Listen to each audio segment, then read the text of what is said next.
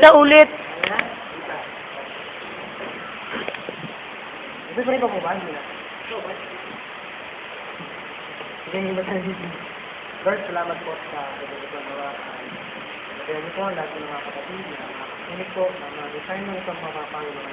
While Lord, kayo po mangusap, hindi po ako. Tawa mga salita ng ito, Panginoon, at ang mga pointers dito, Panginoon, sa mga kapaliwanagan, Panginoon, ay kayo po siya mag-lead at tumarok po sa puso ng bawat isa na makin po namin ang favor ninyo sa amin. Salamat po, Ama, at tawa, Ilipin nyo kami sa oras nito. Salamat po. Amen. Ano po? Favor. Ayan. Deuteronomy chapter 28 verses 26. So, ayan. Meaning po na ito, para po sa akin, yung i-reveal po ng Lord, no?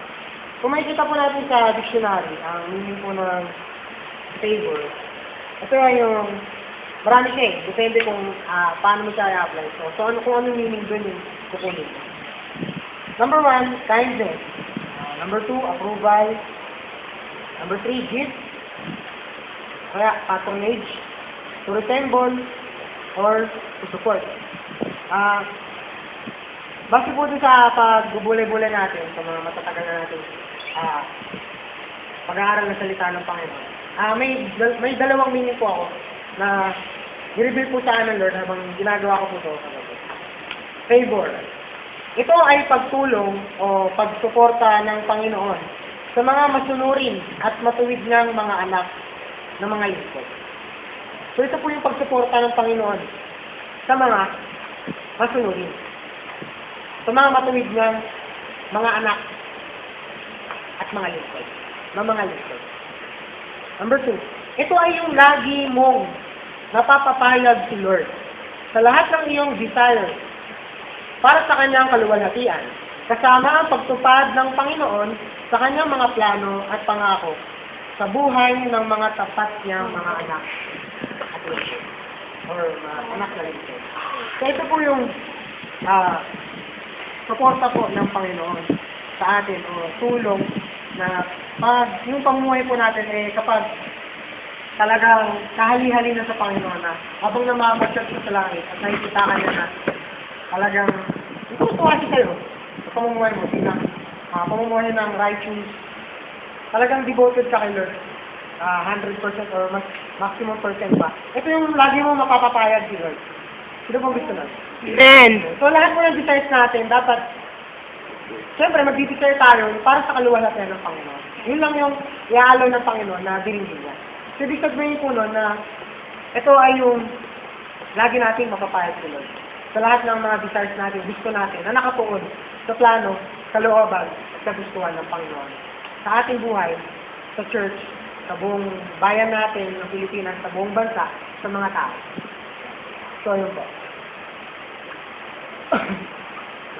Paano ba makukuha ang favor ni Lord? Paano ba makukuha ang favor ni Lord?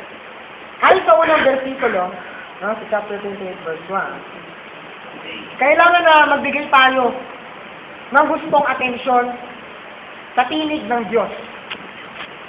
Yan po. Kailangan po natin magbigay ng gustong atensyon sa tinig ng Diyos sa atin. At sumunod sa lahat ng kanyang ipinag-uutos. Kailangan pala attentive ka. Sensitive ka sa mga napag-aaralan natin sa Biblia. Every Sunday. Every devotion mo, every pakikipag-ugay mo kay Lord every day, di ba? So, dapat doon, attentive ka sa aming fire ng Diyos sa'yo. So, kailangan pala may matanggap kang message kay Lord. At kung talagang wholeheartedly ka na lalapit kay Lord, mararamdaman mo, makukuha mo yung tinig ng Diyos. O anak, kasi mensahe.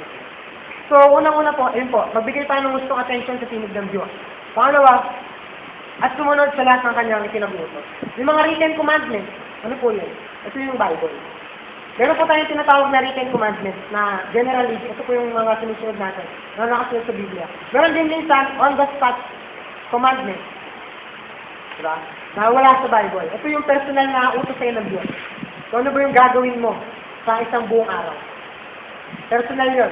Talagang siya mismo magsasabi sa'yo nun. No? Sunod po. Tips. Ito yung tips natin. Hingin natin ang tulong ng Diyos at ang kanyang kalakasan sa pamamagitan ng pananalangin palagi. So, kailangan ko pala, kapag gusto natin ng favor ni Lord, hindi na po ito yung talagang gustong pakikinig at attention natin sa kinig ng Diyos at pagsunod sa kanyang mga utos.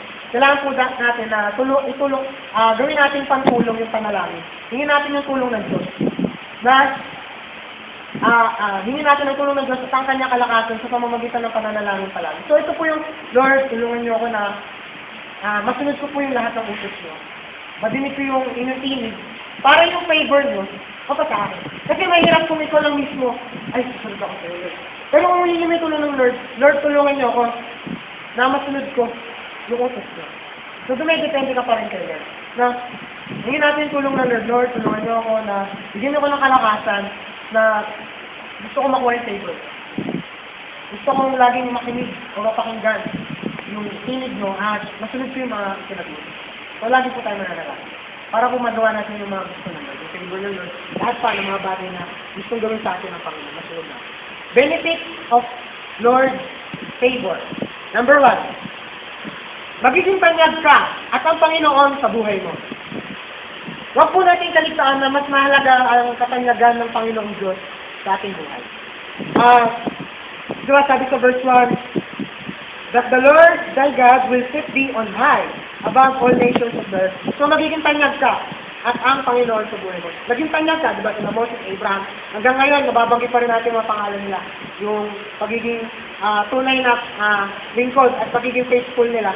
So, ay tulad nun, hindi lang talaga si Abraham yung tanyag, kundi yung ginawa ng Diyos sa buhay nila. Diba? So, ibig sabihin, dalawa kayo ni Lord na magiging tanyag at kilala sa mundo. Marami tayong mga kilalang preachers ngayon, yung lanyag, dahil sa pagiging tapat nila kay Lord. Billy Graham po ba? Billy Graham, Benny, marami pa. Kasi mga pastor natin na, alam ko, magagawa tayo ng history. Sabi nga, history makers. Marami pang iba. So, una, ayun po. Pangalawa, sa verse 1 po yun. Pangalawa, lahat ng uri ng pagpapala ay darating sa ating buhay. At ito ay mauuna pa sa atin. At maghihintay sa atin. So, aabangan ka ng pagpapala. So, hindi ka naman problema. Kakaisip doon sa Lord, gusto ko ng ganito, gusto ko ng ganito. Hindi. Kapag sumusunod na kay Lord, yung favor ng Lord na sa'yo, hindi ka natatakot, hindi ka natataranta. Kasi alam mo, yung pagpapala, malapit mo ng daanan. Ayan po ba? Kasi nandun na yun eh, naunahan ka na nga niya, ikaw na nga lang yung hinihintay. Yung ikaw yung hinihintay ng pagpapala, kapatid, hindi dapat tayo naghihintay. Kung alam mo matuwid yung pamumuhay mo at kung hindi pa, kailangan natin ituwid, asahan natin na kung tayo talagang lumalapit kay Lord, asahan natin yung pagpapala maghihintay sa'yo. Hindi mo kailangan hintayin yung pagpapala. Siya maghihintay sa'yo. Verse 2 po yun. Number 3, pagpapalain tayo ng Panginoon at gagamitin niya tayo upang pagpalain ang ating bayan. Sino pong gusto nun? Amen! Ayan, amen. Hallelujah. No? Sabi po yung sa verse 3, na sabi dito, blessed shalt thou be in the city. So, sino po yung dito yung mga nakatira sa bayan? So, si tayo, di ba? Saka, and blessed shalt thou be in the field. Ayan. Yun nga, pagpapalain ng Diyos ang ating bayan. Gagamitin niya tayo upang pagpalain ang ating bayan. Mismo ikaw, gagamitin ka ng Lord para pagpalain yung ating bayan. Quezon City at ang buong Pilipinas. Lahat ng bayan sa buong Pilipinas. At baka sa ibang parte pa ng mundo. Pangalawa, pagpapalain niya ang ating ministry. Ito yung ibig sabihin ng field. Diba kung saan field ka, naroon ngayon. No? Pagpapalain niya ang ating ministry, yung work, yung trabaho natin, o yung kasama na yun dito yung work, hindi sabihin yung ginagawa mo para sa Panginoon. Hindi lang yung trabaho sekular. Ibig sabihin parang pasok na rin sa ministry yung pagtatrabaho mo. And other responsibilities. Ibig sabihin lahat pa ng mga responsibilidad natin. Maaaring yun sa tahanan o sa school. Pasok yan doon. Ibig sabihin lahat. Bilang anak ng Diyos at bilang taong nabubuhay dito sa mundo, lahat ng responsibilidad mo ay pagpapalain ng Diyos.